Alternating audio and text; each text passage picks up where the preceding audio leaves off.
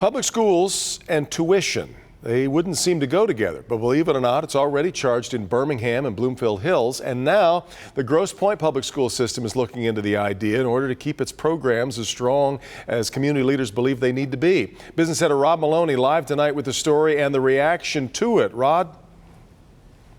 Yeah, Devin, this is a situation. What we're talking about here is out-of-district students paying tuition to attend school in Grosse Pointe and those other communities that you were just mentioning. Now, here's the thing. Even in Grosse Pointe now, one of the wealthiest school districts anywhere in the Midwest, they say they need more money from Lansing, and without that, this is what they end up turning to.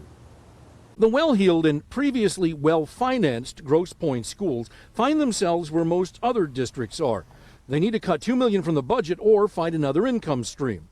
Superintendent Gary Niehaus tells us it's purely a numbers game. We're graduating a senior class of 700 and we're bringing in 450 or 425 kindergartners. For the past 5 years, by the way. So how do you make up that difference? Well, consider bringing in outside students, even though the district has refused to get involved in the School of Choice program. The tuition would cover the all-in cost of a Grosse Pointe education, roughly $13,000 a year, but could go up or down depending on updated calculations. Students would have to have good behavior and attendance records and keep a good grade point average to stay. The tuition amount is steep for some Grosse Pointe residents. Well, it sounds high to me. I think it should be more affordable, but I would surely welcome them.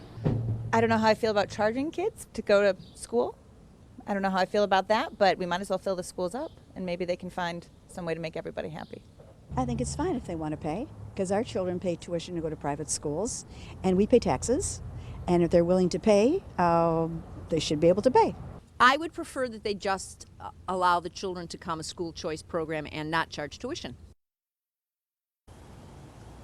Now, they first took this up last night. It was a first reading at the school board meeting, and there was opposition. Unlike what we just saw there is opposition to this. Not a lot of people wanting to say so necessarily on camera. So there is going to be a struggle here, but it really does end up being that numbers game and the question of whether there's enough revenue sharing coming from Lansing or figuring out another way to replace that money. Back to you. So we had this floated last night, but a long way to go, I guess, in making something like this work. What's the timetable look like, Rod?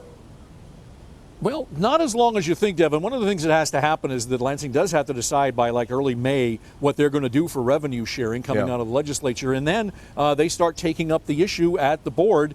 They need another reading, and then there will be votes. And they figure maybe by the end of May they may know whether they're going to do this or not. All right, we'll be on it. All right, Rod. Kim?